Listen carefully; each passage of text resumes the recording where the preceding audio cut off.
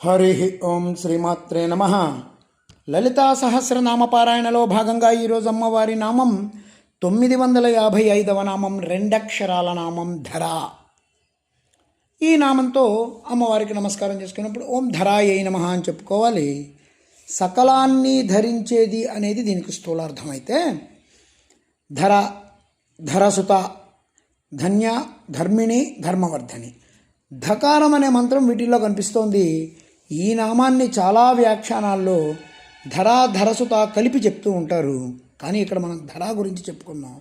ధర అంటే భూదేవి.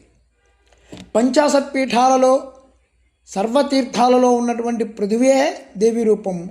అమ్మవారి స్వరూపం భూదేవి, వసుంధర అని చెప్పి దేవి భాగవతం చెప్తోంది. ధర అంటే సకలాన్ని ధరించేది అని మనం చెప్పుకున్నాం. బ్రహ్మాండంలో ఉన్నటువంటి గ్రహ సమూహాలన్నీ కూడా నిరంతరం గమనంలోనే ఉన్నా అవన్నీ ఒకదానితో ఒకటి కొట్టుకోకుండా వాటి గమన విధానాల్లో ఉండేటట్టుగా వాటన్నిటినీ తన యోగశక్తి చేత అమ్మవారు అలా ఉంచుతుంది. అలా ఉంచగలిగే శక్తిని ధరించడం అంటారు. ఇట్లా ధరించే గుణం ఉన్నది కాబట్టి అమ్మవారిని భూమిర్ధేనుర్ధరణీలోకధారిణి అన్నారు.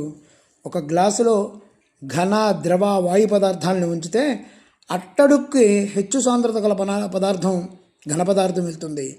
దాని మీద ద్రవ పదార్థం వస్తుంది, దాని మీద వాయు పదార్థం వస్తుంది. అంటే మిగిలిన అన్ని స్థితుల్లో ఉన్నటువంటి పదార్థాలు సాంద్రంగా, దృఢంగా ఉండేటువంటి ఘన పదార్థం ధరిస్తుంది. అట్లాగే భూమి కూడా అన్నిటినీ ధరిస్తుంది. ఆ మాట చెప్పడానికి ఇంత చెప్పుకోవాల్సి వచ్చింది. అందుకే పృథివీని ధర అన్నారు. ఇలా ధరించడానికి చాలా ఓర్పు కావాలి. అందుకే క్షమయా పృథివీ సమా అంటారు. క్షమాగుణంలో భూమితో సమానమైనటువంటి సహనం ఉన్న తల్లి అని అర్థం. ఒకప్పుడు విష్ణుమూర్తి ఆదివరాహమూర్తిగా తన కోరల మీద ఈ భూమిని ధరించి ఉద్ధరించాడు. అలా ధరించబడింది కాబట్టి ఈ భూమికి ధర అనే పేరు కూడా వచ్చింది. ఈ భూమి కూడా అమ్మవారి స్వరూపమే కాబట్టి అమ్మవారిని కూడా మనం ధర అని చెప్పాం. ఓం ఐం హ్రీం శ్రీం ధరాయై నమః. ఓం శ్రీమాత్రే నమః.